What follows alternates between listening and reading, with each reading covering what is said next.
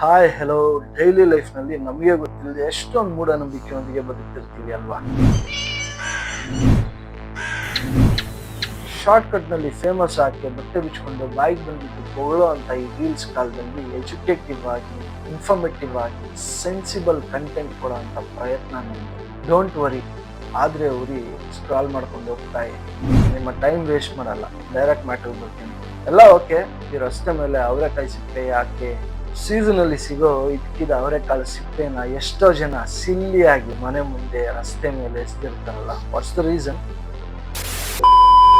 ರಸ್ತೆಯಲ್ಲಿ ಬಿದ್ದಿರೋ ಅವರೆಕಾಳು ಸಿಪ್ಪೆನ ತುಳ್ಕೊಂಡು ಓಡಾಡಿದ್ರೆ ಜನರು ಮನೆ ಒಲೆಯಲ್ಲಿ ಬೇಯ್ತಾ ಇರೋಂಥ ಸಾರು ತುಂಬಾ ರುಚಿಯಾಗಿರುತ್ತಂತೆ. ವಾವ್, ಸೂಪರ್ ಶಿಷ್ಯನ್, ದ ಗ್ರೇಟೆಸ್ಟ್ ಮೂಢನಂಬಿಕೆ ಆಫ್ ಇಂಡಿಯಾ ಅಲ್ವಾ.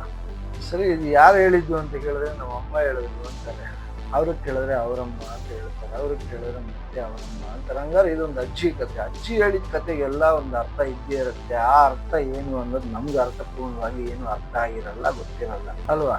Let's move on. ಬದುಕೋಕ್ಕೆ ನಂಬಿಕೆ ಓಕೆ, ಮೂಢನಂಬಿಕೆ ಯಾಕೆ?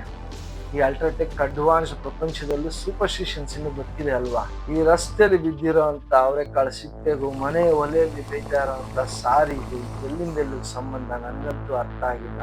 ನಿಮ್ಗೇನಾದ್ರೂ ಗೊತ್ತಿದ್ರೆ ಕಮೆಂಟ್ ಮಾಡಿ. Heartly signing off, Sriram Kanteerava.